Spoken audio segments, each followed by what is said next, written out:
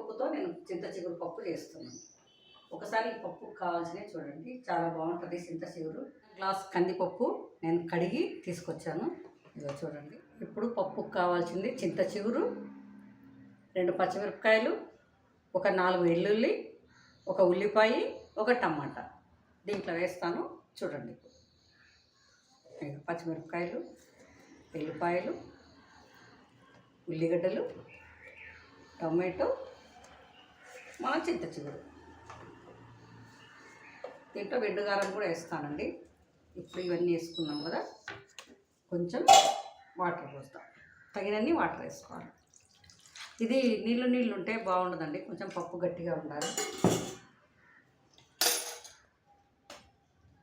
కొంచెం పసుపు,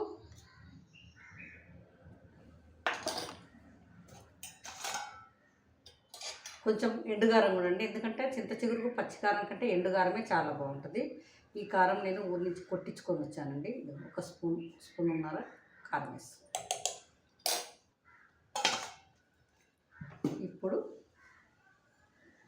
కుక్కర్ మూత అన్నీ వేసేస్తానండి. చింత చిగురు పప్పులోకి చింతాకు, టమాటో, పచ్చిమిర్చి, ఉల్లిగడ్డ, చింతాకు, ఎండుగారం, పసుపు, కందిపప్పు ఇవన్నీ వేసాను కదా. ఇప్పుడు నేను మూత వేస్తాను. అయిపోయిందా? ఇప్పుడు స్టవ్ వెలిగిస్తాను.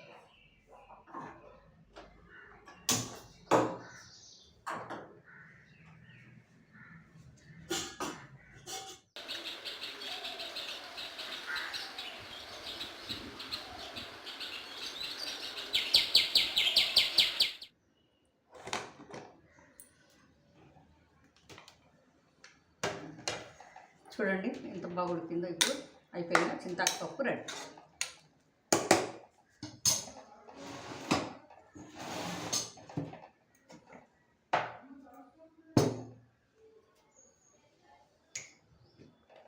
ఉప్పు వేస్తున్నానండి.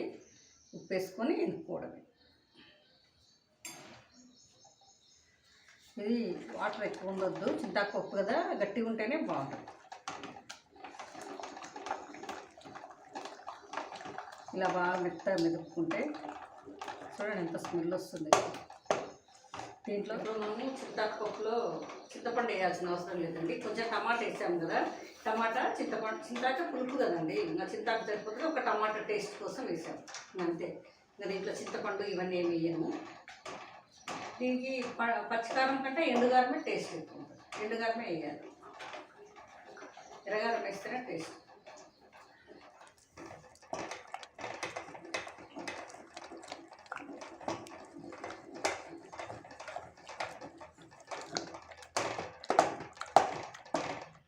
ఇప్పుడు మన చింతాకు పప్పుకి తాలింపు వేస్తాము. చూడండి, ఆయిల్ పోసుకొని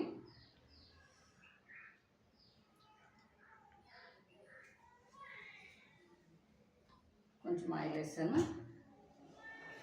ఆయిల్ బాగా కాగిన తర్వాత ఎల్లిపాయలు, ఎండుమిర్చి, జీలకర్ర, ఆవాలు, కరివేపాకు.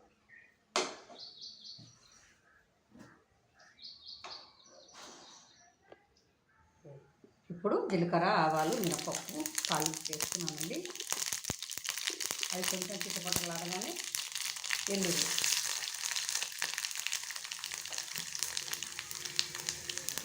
కొంచెం ఎండుమిర్చి,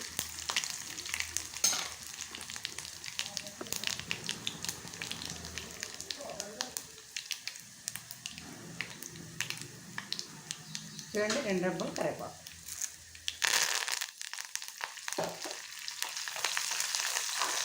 ఎల్లిపాయలు బాగా వేసుకుంటే చాలా బాగుంటుందండి తాలింపుకు. మనకు ఎల్లిపాయలు కదా, పప్పు అంటేనే ఎల్లిపాయలు వేస్తేనే బాగుంటుంది. మనకు తింటే కూడా మంచిది. నేను కొంచెం ఇంగు కూడా వేస్తానండి. ప్రతి ఒక్క కూరలో అంటే పప్పు, సాంబారు ఇలాంటివి కొంచెం ఇంగు వేస్తే టేస్ట్ వస్తుంది. ఇంగు కూడా వేస్తుంది, బాగుంటుంది. ఇంగు తాలింపు కూడా చాలా బాగుంటుంది. చిట్టపట్టలాడే తాలింపు రెడీ అండి.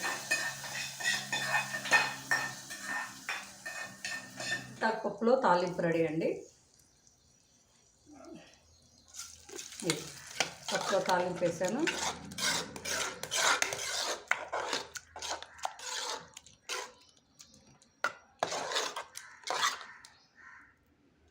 ఇలా ఉంటుందండి.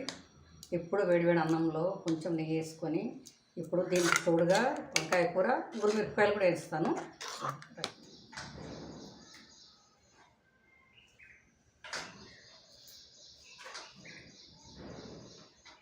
చూడండి, చింతాకు మనం తీసుకుంటేనే ఎంత మంచి స్మెల్ వస్తుందో, తినాలనిపిస్తుంది. మా చింతాకు పప్పు రెడీ. ఈ ఊరిమిరపకాయలండి మజ్జిగలో ఊరేసాను. ఇప్పుడు చూడండి, చింతాకు పప్పులకి ఊరిమిరపకాయలు వేస్తున్నాను. ఈ మిరపకాయలు నేనే కోసానండి. ఉప్పు, మజ్జిగ, నిమ్మకాయ 3 రోజులు ఊరబెట్టి ఎండబెట్టాను. చాలా బాగుంటాయండి, టేస్ట్ ఉంటాయి. ఈ మిరపకాయలు ఇక్కడే కాదు, నేను ఆంధ్రా నుంచి తెచ్చాను. 2 కిలోల మిరపకాయలు తీసుకొచ్చి కోసాను. చాలా టేస్ట్ ఉంటాయి, ఇవి చాలా కమ్మగా ఉంటాయండి. సూపర్. ఇవి వేయించుతున్నాను ఇప్పుడు చూడండి.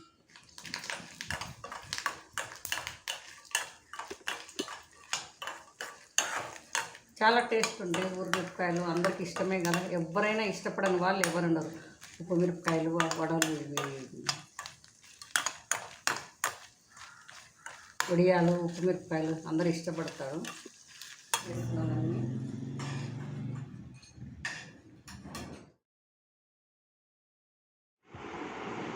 చూడండి, చింతాకు ఉప్పు కలుపుకుంటున్నాను. కొంచెం నెయ్యి కూడా వేసుకున్నాను దీంట్లో.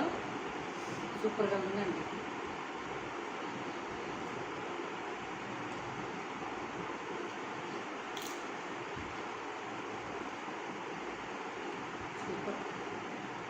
చింతాపప్పు, నెయ్యి, వంకాయ కూర, మిర్చి చాలా బాగుంది.